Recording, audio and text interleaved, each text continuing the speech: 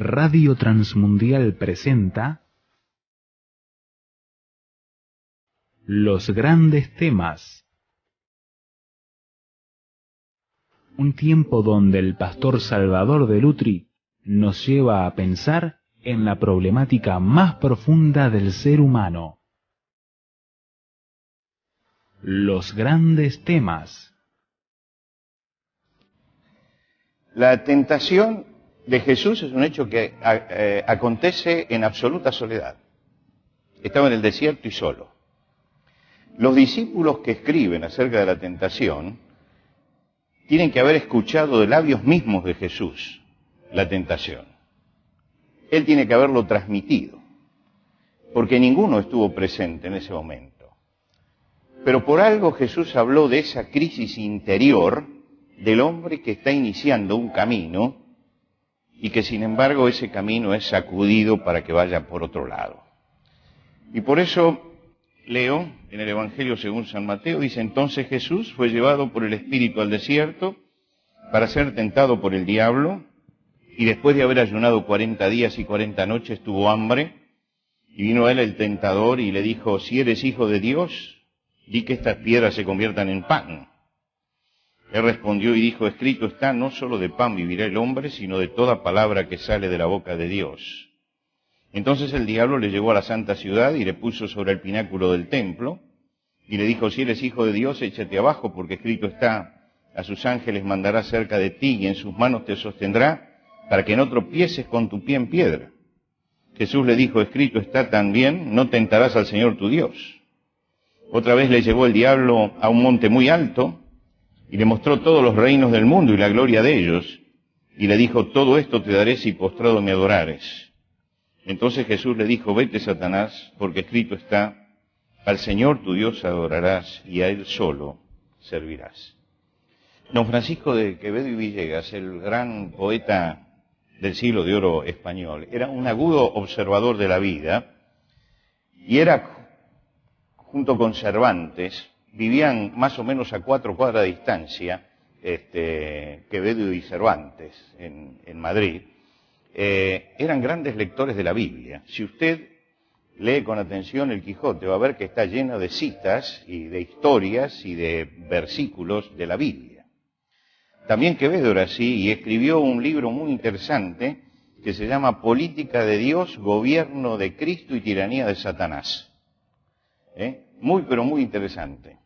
No sé si en este momento se puede conseguir todavía, porque en general las obras buenas ya no se editan más, ¿no? Pero es una gran obra.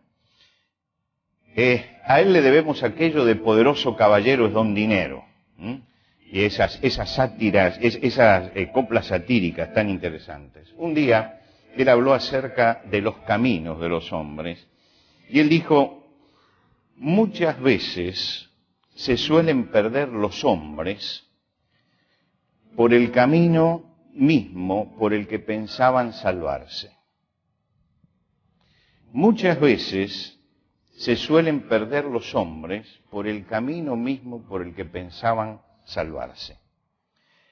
Hay caminos en la vida que están llenos de luces y que a primera vista atraen, subyugan, convencen, y muchas veces detrás se oculta otra verdad.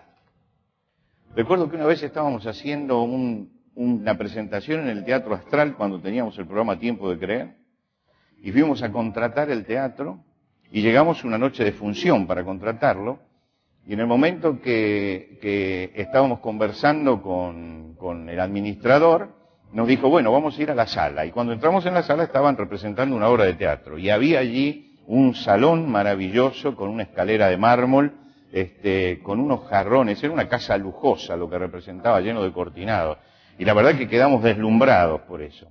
Pero al otro día tuvimos que ir al teatro para ya armar nuestras cosas. Y allí tuvimos que subir al escenario. Y cuando subimos al escenario resulta que lo que parecía mármol era madera pintada. Que lo que parecía un jarrón maravilloso de la dinastía Ming lo habían dado vuelta porque estaba rajado y roto en la parte de atrás. Así que mostraban solamente la parte esa. Que lo que parecía un cortinado lujoso era simplemente lamé. Lo que quiere decir que una cosa es lo que a veces se ve, y otra cosa es lo que está del otro lado. Conversaba con un profesor profesor y maestro en el Uruguay, que trabaja con chicas adolescentes y con los últimos años de lo que para nosotros sería la escuela primaria, niñas de 12 años. Y un día encuentra con que en el momento de recreo las niñas están imitando a Bailando por un Sueño. Y entonces él llama a las chicas y le dice, ¿pero a ustedes le parece eso bien? Dice, eso de que le levanten la pollerita y le corten la pollerita y todo esto. Y una de las chicas le contesta, mire, con eso se gana plata ahora. Y claro, ellos no ven el trasfondo, no ven lo que hay detrás. Es decir, se quedan únicamente con lo que está delante. Y este hombre me decía, yo no sabía realmente qué contestarle, porque realmente ese es un camino por el cual muchos ganan mucha plata con la degradación, pero no es un camino, a pesar de ser un camino lleno de luces, es un camino de degradación. Elvis Presley nació en un hogar muy humilde en los Estados Unidos. Su familia dependía del Estado o de los vecinos. Es decir, era un hogar tan humilde que no tenían para sobrevivir. Cuando era muy chico, su padre hizo una mala transacción y perdió hasta la casa que ellos tenían. Y Elvis era un chico muy tímido, que siendo niño no se atrevía a tomar parte en las clases, en la escuela, debido a su timidez. La maestra trató de que venciera la timidez, y entonces era una de esas escuelas religiosas donde al principio, al comenzar la clase del día, se oraba, y se hacía una pequeña reflexión religiosa. Entonces le pidió a él que cantara, y cantó un gospel, y la maestra quedó deslumbrada al escuchar la voz de este chico, llamó a los padres y les dijo, mire, dice, yo creo que él tiene un caudal de voz y es como para prepararlo. Los padres no podían hacer nada por él, salvo comprarle una guitarra, y le compraron la guitarra, y el pastor de la iglesia, que sabía tocar guitarra, comenzó a enseñarle cómo tocar la guitarra. Así que se transformó en un muchacho que cantaba los gospel en la iglesia, permanentemente cantando los gospel en la iglesia. Un día cumple años la mamá y decide hacerle un disquito de esos que se usaban en aquel tiempo. Había también en Buenos Aires algunas casas donde usted iba y podía grabar un disco de pasta chiquito para regalar. Y entonces él quiere grabar un disco para la madre, arma una canción, va a una de estas casas y lo escuchan cantar y dice, bueno, pero este es un muchacho que puede tener una gran carrera. Lo empiezan a promover y después de promoverlo todo esto comienza una lucha tremenda por ser famoso y llega a ser un hombre famoso. Llega a la fama. Por supuesto que se desprende de todas sus amistades y todas las relaciones que tenían antes, porque ahora entró en el mundo de la fama. Y muchos de los que tenemos ya algunos años recordamos cuando Elvis Presley fue a hacer el servicio militar. Fue una noticia en todo el mundo mostrarle que le habían cortado el pelo y que se había cortado el pelo y que entraba al ejército y el tiempo que él estuvo allí adentro, y era realmente el rey.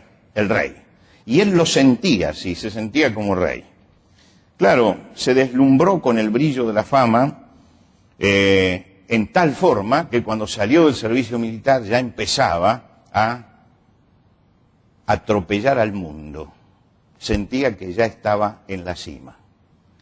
Pero usted sabe que los gustos de las sociedades cambian y habían surgido los Beatles en Inglaterra. Y los Beatles empiezan a tener fama y a crecer. Él tiene una reunión con ellos, durante 5 horas habla con ellos, pero se da cuenta que ellos le están quitando la fama y entra a un estado de depresión que le va a durar años. Durante ese tiempo en que siente que ya no es el centro del mundo como era, comienza a odiar a los Beatles, hasta tal forma que en un momento consigue conversar con Richard Nixon, cuando era presidente, y le dice que tenga cuidado porque los Beatles son antinorteamericanos y porque son drogadictos, ¿no? Pero resulta que él tomaba anfetaminas, recetadas anfetaminas, pero la tomaba en cantidades industriales. Hasta tal punto que empezó a a engordar en una forma descontrolada totalmente, y llega un momento en que las anfetaminas lo llevan a los 42 años a la muerte, 42 años. Yo no digo que se tenía que quedar cantando en la iglesia, de ninguna manera estoy diciendo esto.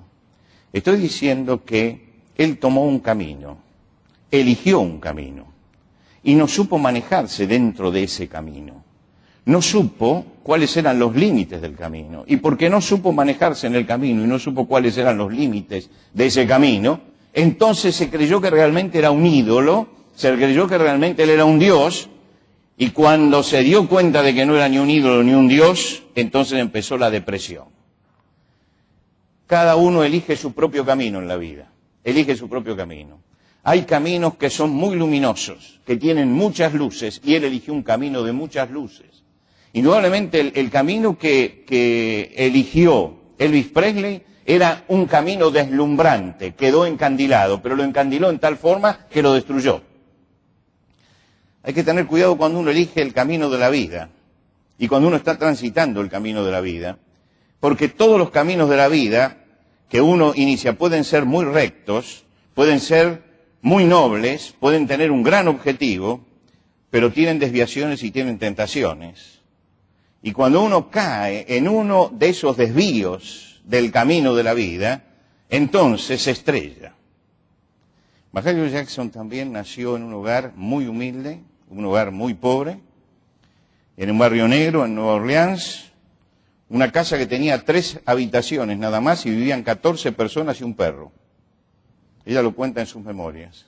3 habitaciones, 14 personas y un perro metidos allí adentro.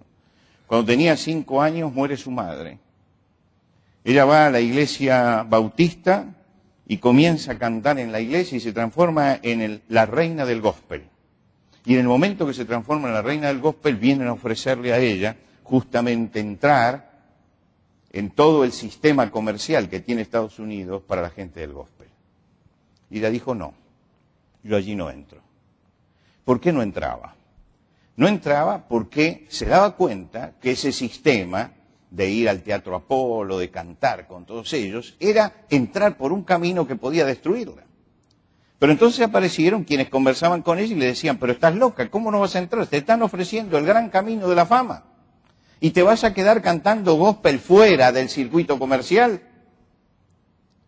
Ella dijo, no, yo no voy a estar fuera del circuito comercial. Si alguien quiere hacer un disco conmigo, yo lo voy a hacer. Pero no voy a entrar en el negocio y en las luces estas que me están proponiendo. Voy a seguir cantando gospel durante toda mi vida, no voy a salir del gospel, y si Dios quiere, entonces Él va a hacer que todo esto crezca.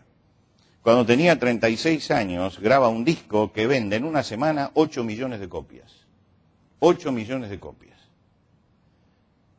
Fue la reina del gospel en su momento, fue la que cantó al lado de Martin Luther King cuando Luther King dio el sermón de Tengo un sueño, fue la que cantó delante del presidente Kennedy, fue la que acompañó a Luther King, estaba acompañando a Luther King cuando lo mataron.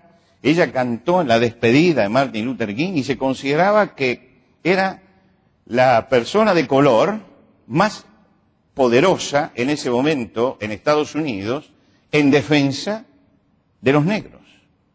Ahora yo miro estas dos vidas. Por un lado, y entraron por el mismo camino. Empezaron los dos por la pobreza y entraron en la música gospel. Los dos entraron en el mismo camino. Uno se deslumbra con las luces y a los 42 años muere por las anfetaminas. Por el otro lado hay otra que no se cree una diosa, no se cree lo que la gente dice, cree que simplemente es una artista, es una obrera, por así decirlo, del arte, y entonces la vida de ella se prolonga en otro sentido. Los dos estaban en lo mismo, exactamente en lo mismo, pero encararon el camino de la vida desde un ángulo totalmente diferente. Para Mahalia Jackson el camino de la vida no tenía atajos ni luces fatuas. El camino de la vida tenía que ser siempre hacia adelante. Y siguió este camino de la vida. El sabio Salomón escribía y decía, hay caminos que al hombre le parecen derecho, pero su fin es camino de muerte. Hay que tener cuidado porque hay caminos que, como decía Quevedo, buscando salvarnos, terminan por destrozarnos. Hay caminos que tienen luces cautivantes, caminos atractivos, que deslumbran con sus promesas, que halagan el ego de la persona, que prometen bienestar, que se presentan como el único camino al éxito y si no entras por esta puerta no vas a llegar. Elvis se deslumbró, tuvo éxito y cayó vencido. Mahalia Jackson vio el peligro, no se deslumbró, tuvo éxito y terminó bien su carrera. Los dos tenían un talento especial. Nadie puede discutir ni el talento de Mahalia Jackson ni el talento de Elvis Presley. Pero es indudable que ese talento era un don que Dios le había dado, no para que se convirtieran en dioses, en ídolos. Usamos tanto la palabra ídolo, y ídolo es falso Dios. No para que se convirtieran en ídolos, sino para que realmente pudieran usarlo positivamente en su vida. Jesús había tomado una decisión. Había empezado ya su ministerio. El ministerio de Jesús comienza el día que lo va a ver a Juan el Bautista y se bautiza. El hecho de que se bautice con todo el pueblo significa que ya él comienza y ha tomado una decisión y un camino. Inmediatamente que se bautiza y que toma ese camino, aparece la tentación, aparecen los brillos engañosos.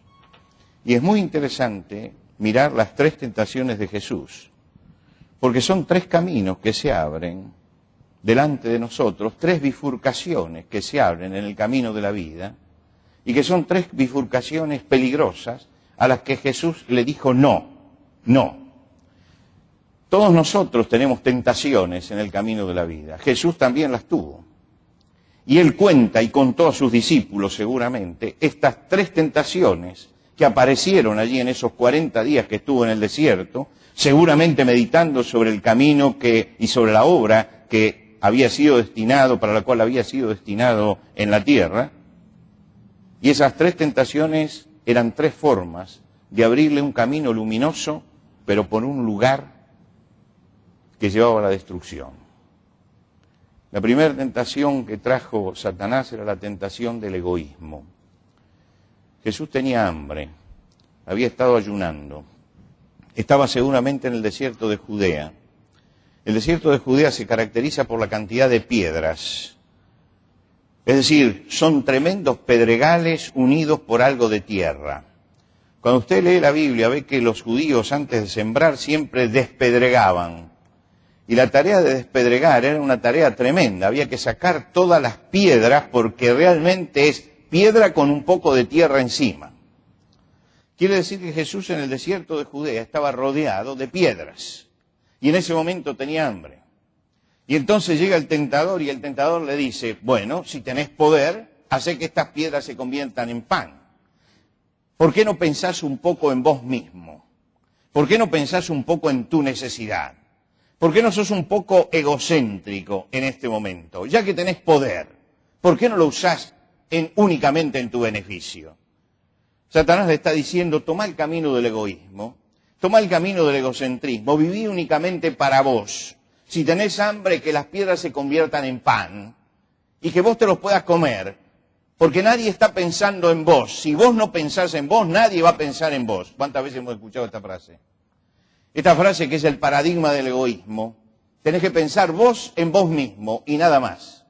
Y nosotros vivimos una sociedad que ha sido tentada por el egocentrismo, donde cada vez se desdibuja más la imagen del prójimo, donde las luces de yo soy el centro del mundo, todo es para mí, yo soy el Dios de mi propio universo, todo tiene que girar alrededor mío porque soy el astro central alrededor del cual giran todas las cosas.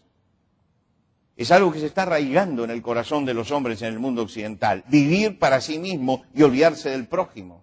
Cada vez se desdibuja más la imagen de prójimo. Cada vez estamos caminando más por el camino del egoísmo. Y a Jesús le trajeron ese camino. ¿Por qué no pensás en vos? Si tenés poder, pensá en vos. ¿Qué tenés? ¿Hambre? Bueno, tenés que satisfacer tu hambre.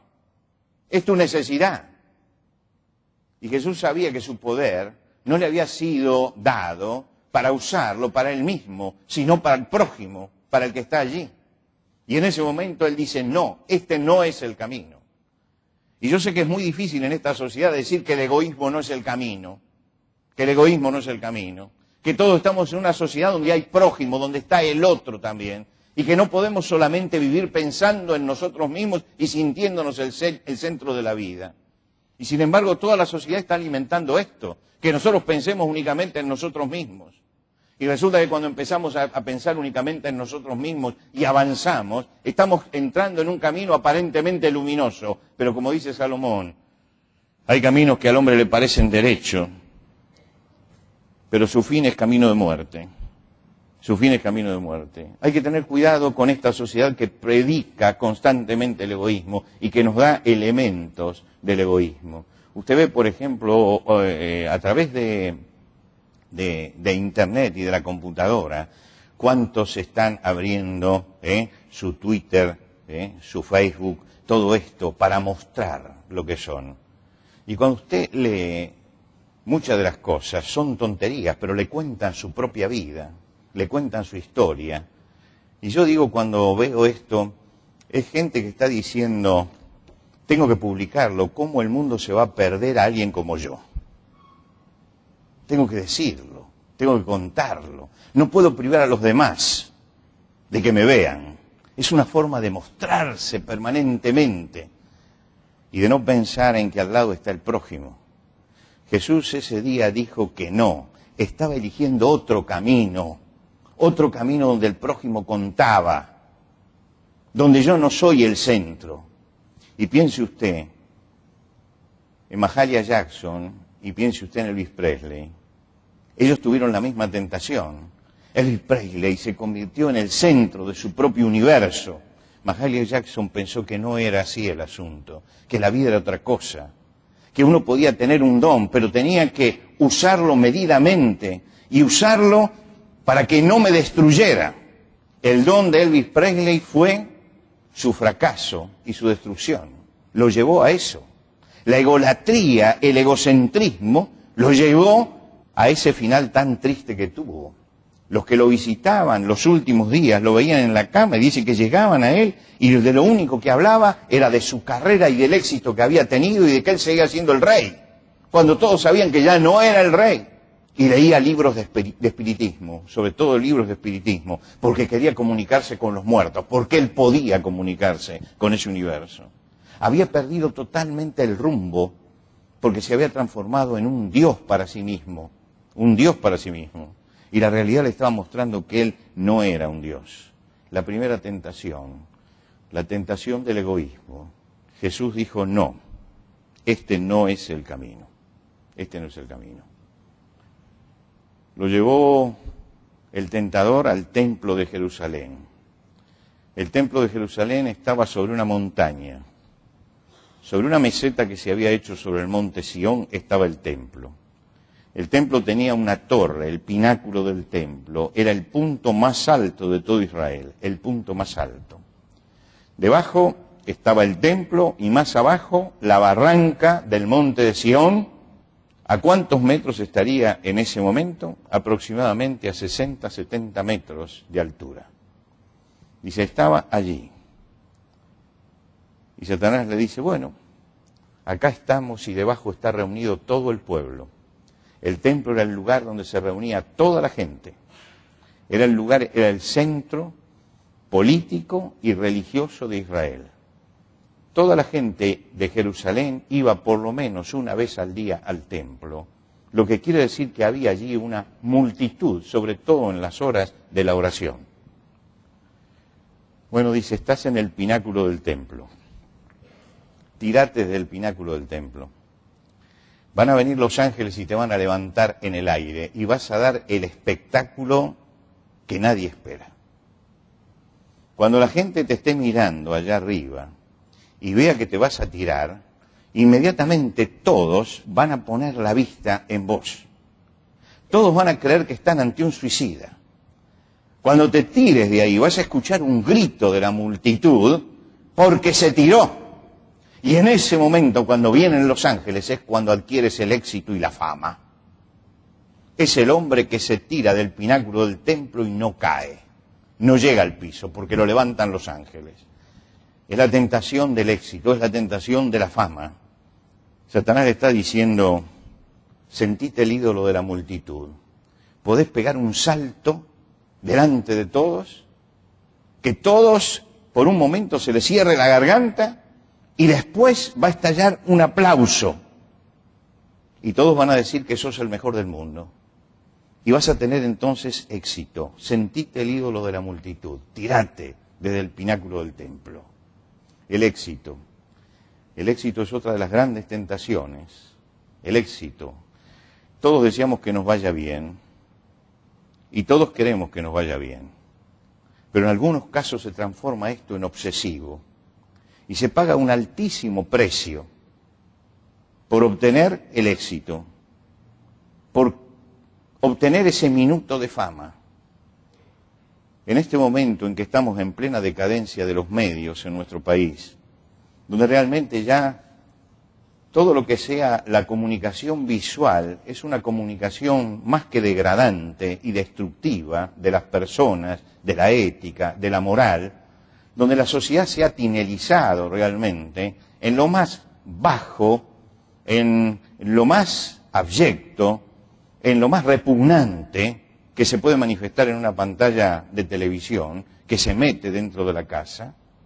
En este momento hay mucha gente que corre detrás del éxito y que va allí, que va para anotarse en Gran Hermano, para mostrar toda su intimidad y mostrar toda su audacia, mientras que todo el mundo la ve en busca del éxito. La señorita que va y se ofrece como si fuera una mujer absolutamente degradada, con tal de tener ese minuto de éxito, y tolera cualquier cosa, tolera que la degraden en público, tolera desnudarse en público, tolera exhibirse en la forma más grosera, más obscena, pero se entrega, ¿por qué? Porque quiere tener ese minuto de éxito, de fama, de trascendencia. El éxito es tremendo. La búsqueda del éxito, como se tiene en este momento, es una búsqueda totalmente destructiva. Corremos detrás del éxito y el éxito termina por destruirnos. Es un desvío del camino de la vida. La búsqueda obsesiva de tener éxito, la búsqueda obsesiva de ganar dinero, la búsqueda obsesiva de ser reconocido por los demás. Cuando los artistas del medioevo realizaban sus obras de arte, no las firmaban. No hay una sola obra firmada en el medioevo. Es en el Renacimiento cuando los hombres empezaron a firmar las obras de arte. Ellos no trabajaban para el éxito, trabajaban para Dios. Dios sabía lo que ellos hacían. No necesitaban ponerle el nombre debajo. No necesitaban el aplauso de la gente. Pero cuando llegamos al Renacimiento empieza a surgir una generación que necesita escuchar el aplauso de la gente. Tal vez el primero que necesita esto fue Miguel Ángel. Miguel Ángel a los 25 años hace la piedad y la entrega y la coloca en el lugar público. Y él se para un día frente a la piedad y ve una persona que pasa y dice, ¿quién habrá hecho esta historia, esta estatua maravillosa? Y da el nombre de otro escultor. Dice, seguramente la hizo fulano de tal. Y él escucha el nombre de otro. Y se pone loco Miguel Ángel. Esa noche, cuando todos están durmiendo en Roma, él agarra sus herramientas, se acerca a la estatua y en la bandolera de la Virgen, que cruza así, pone Buonarroti. Esta lo hice yo. No la firmó abajo, la firmó en el centro. Esto lo hice yo. Era el momento en que los hombres empezaban a afirmarse, en que tenemos que ser famosos, en que tenemos que tener éxito, y me tienen que conocer todos, y me tengo que tirar del pináculo del templo, si todos me van a aplaudir. Es la tentación de desviarse por el camino del éxito, y hay un montón que se desvían por el camino del éxito. Y la tercera de las tentaciones dice que lo llevó a un monte muy alto, un monte, dice el Evangelio, que estaba por encima de todos. Debajo estaban todos los hombres y todos los reinos de la tierra. Y les dijo, la suma del poder, la búsqueda del poder. la búsqueda del poder. Si me adorás, todo esto va a ser tuyo. Mirá todo desde arriba. Sé poderoso. Sé poderoso. Sé egoísta. Sé exitoso. Sé poderoso. Que todos te sirvan. Que todos vean que sos un rey. Hace poco conversaba con un político. Me dice, ¿sabe cuál es la diferencia? La diferencia entre lo que usted piensa y lo que yo pienso. Que usted piensa en función a valores y a ideas. Y nosotros los políticos pensamos en función al dinero y al poder. Y yo me quedé de una pieza, porque a confesión de parte, relevo de pruebas. Entonces le dije, ¿cómo es eso? Me dice, mira, la política es un negocio. Nosotros estamos en un negocio. En un negocio. Y era un político local, era un político de la ciudad. No lo podía creer. Me estaba diciendo él que más allá de las ideas y más allá de los valores, la lucha por el poder era grande, tan grande, que se había transformado en un negocio. Y que claro, los que pensamos en valores y pensamos en ideas estamos pensando mal. Porque ellos están yendo para otro lado. Están buscando el poder. Jesús está allí. Ha tomado su camino, él eligió el camino. Fue y se bautizó en el Jordán y lo bautizó Juan el Bautista. Y entonces viene la tentación. La tentación es, no pienses en los demás, pensá en vos mismo. La tentación es, busca por encima la fama y el éxito a cualquier precio. Si hay que tirarse del pináculo, tirate del pináculo del templo, si eso te va a dar fama y te va a dar éxito. Busca el poder, transformate en una persona poderosa. Poderosa. Son las falsas luces, los caminos luminosos, entre comillas, que tiene esta sociedad. Ahora usted sabe que todo camino tiene dos puntas. Una punta es donde comienza y otra punta es donde termina. Y el problema es que a veces estamos en el medio y pensamos en el medio y no pensamos en cómo termina el camino. Y lo que tenemos que pensar es cómo va a terminar ese camino, cómo termina ese camino.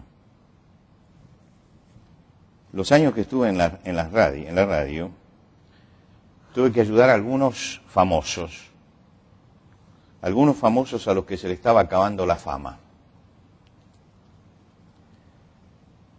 Y uno se da cuenta la angustia que entra dentro de esos famosos cuando llegan a entender que su cuarto de hora pasó y no lo aceptan.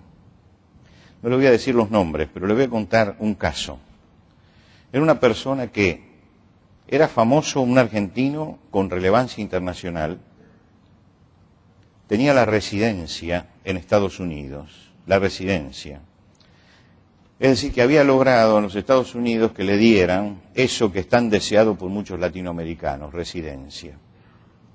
Todos los años a él lo invitaban desde Puerto Rico y desde Miami para ir a hacer sus shows.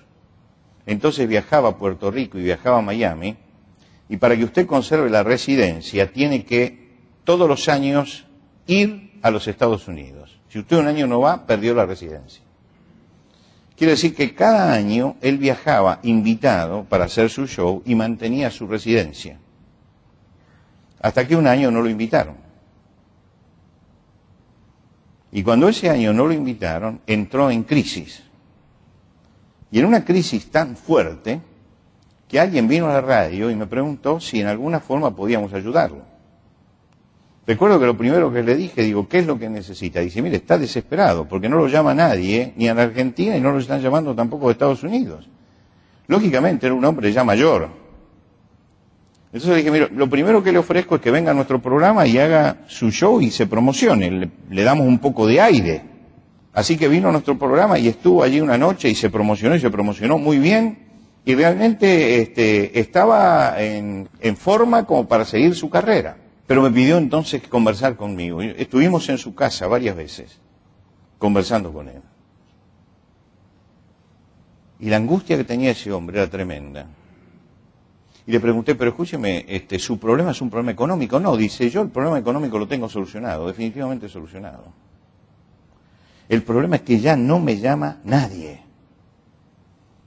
Y entraba en un estado de angustia tal, que uno se da cuenta que hay una adicción que no pasa por las drogas también, que es una adicción al éxito, algo así como una excitoína, además de la cocaína y de todas estas inas, hay una excitoína, ¿no? El éxito como una droga. Y esa persona estaba drogada realmente, drogada por el éxito. Y ahora le habían sacado la droga. Y le pasa lo que le pasa al drogadicto cuando le sacan la droga, que entra a tener un síndrome de abstinencia. Y lo que estaba viviendo era un síndrome de abstinencia. Del hombre que ya no tenía la droga con la que había vivido. Hay que tener cuidado. Mucha gente sigue las luces. Y las luces son engañosas. ¿Quiere algunos nombres? Mencionamos a Elvis Presley. Podemos mencionar a Marilyn Monroe. Podemos mencionar a Michael Jackson. A Amy Winehouse. Hace poco. Todos eran exitosos. Y todos terminaron mal. ¿Por qué terminaron mal? ¿Por qué? Porque siguieron las luces engañosas de la vida. La vida es un don dado por Dios. Ninguno de nosotros es dueño de su propia vida. La vida es un don, y es un don que Dios da. Nuestras decisiones son las que dan rumbo a la vida. Nuestras decisiones. No es ni la sociedad, ni el entorno, ni la familia. Es lo que nosotros decidimos, lo que da rumbo a nuestra vida. La vida tiene caminos que son engañosos. Tiene caminos que son deslumbrantes, aparentemente. Hay propuestas que encandilan. Pero como dice Salomón, pero su fin es camino de muerte. Su fin es camino de muerte. Jesús prefirió decir no. Y cuando estaba diciendo no, se estaba subordinando a la autoridad de Dios en su vida. Estaba admitiendo que Él venía para cumplir una voluntad, que era la voluntad de Dios. La vida que tenés te la dio Dios. Es de Dios. Es un don, es un regalo. Pero es un regalo perecedero. No vamos a estar acá para siempre. La vida se va deslizando y el tiempo nos va desgastando. Y hay que saber qué rumbo le estamos dando a nuestra vida. Hacia dónde estamos yendo. Muchas veces entramos al camino de la vida con mucho entusiasmo y las luces estas engañosas empiezan a encenderse a nuestro alrededor. Y empezamos a desviarnos. Y creemos que es el mejor camino. Y terminamos destruidos. Y hay tantas vidas que llegan al final y llegan destruidas porque eligieron mal. Porque en un momento se desviaron, tomaron un desvío.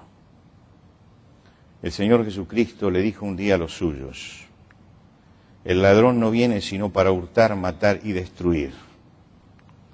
Estaba refiriéndose al tentador del principio.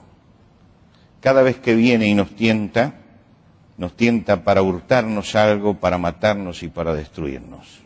Las tentaciones son así. Pero Jesús dijo: pero yo he venido para que tengan vida y para que la tengan en abundancia, para que la vivan en plenitud, para que no se dejen llevar por el tentador que viene y enciende luces alrededor que destruyen, sino que puedan tener una vida plena, una vida verdadera, una vida sana, una vida esperanzada hasta el final. Fíjese lo que dijo Jesús. Jesús no dijo en esa oportunidad: yo he venido para que tengan vida y para que tengan vida eterna. En otra oportunidad lo va a decir. Él dijo: yo he venido para que tengan vida y para que tengan vida en abundancia. Esa palabra abundancia quiere decir la vida en plenitud. La vida eterna es la vida que empieza y no termina, es la esperanza para el más allá. Pero la vida abundante es la vida en plenitud. ¿Cuál es el objetivo de Dios para mi vida? Que yo viva la vida en plenitud. ¿Cuál es el objetivo de Dios para tu vida? Que vivas la vida en plenitud. Que cumplas con el propósito para el cual fuiste creado como una persona única y que lo cumplas en plenitud. Para eso vino Jesucristo.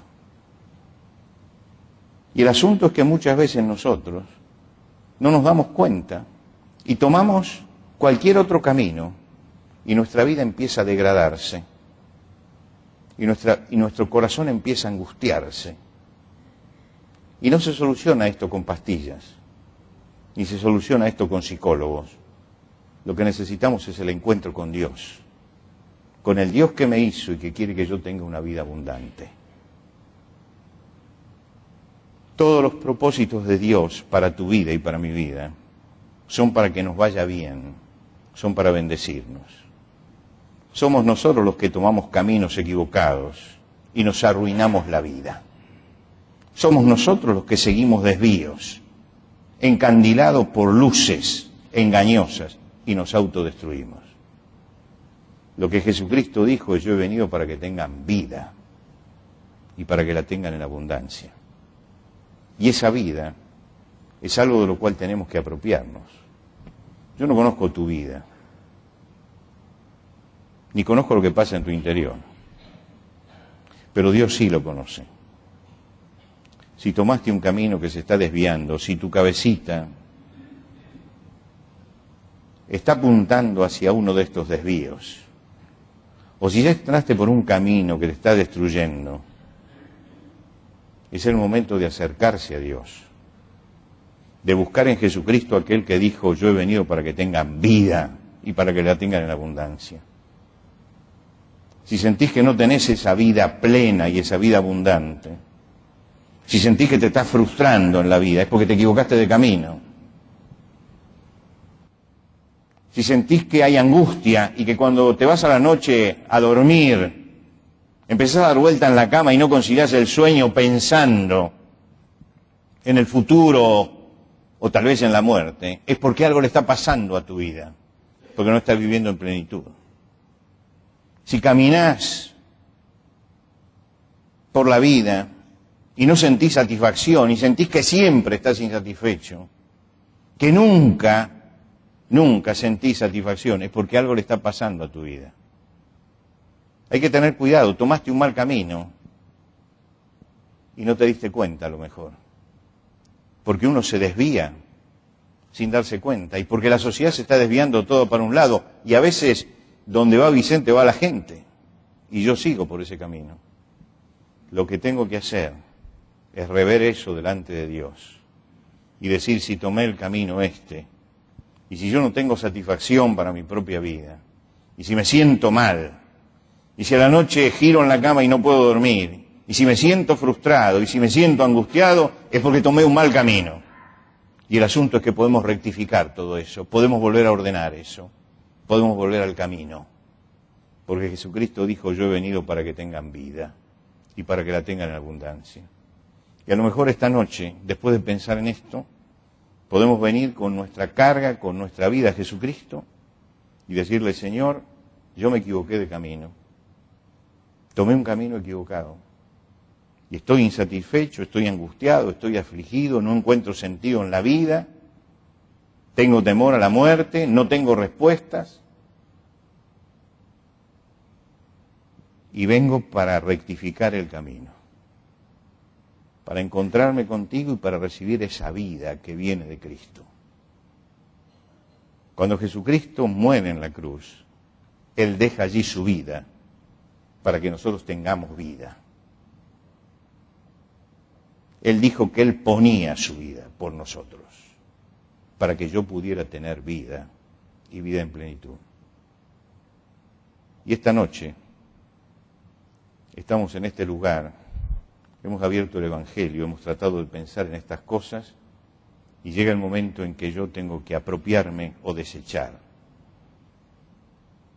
lo que Dios me ofrece. Pero tengo la oportunidad de rectificar el camino. Porque con Dios siempre se puede empezar de nuevo. Con Dios siempre hay esperanza. Con Dios siempre se puede enderezar la vida, aunque uno se haya equivocado mucho. No interesa cuánto te hayas equivocado. El asunto es si estás dispuesto a empezar nuevamente un camino derecho tomado de la mano de Dios.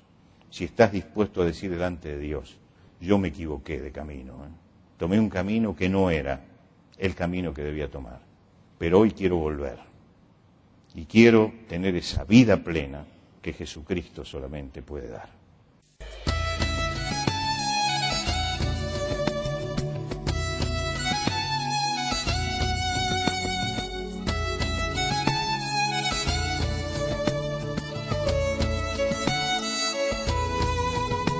Antes de finalizar los grandes temas del día de hoy, les queremos dar los canales de comunicación donde usted puede entrar en contacto con el pastor Salvador Delutri.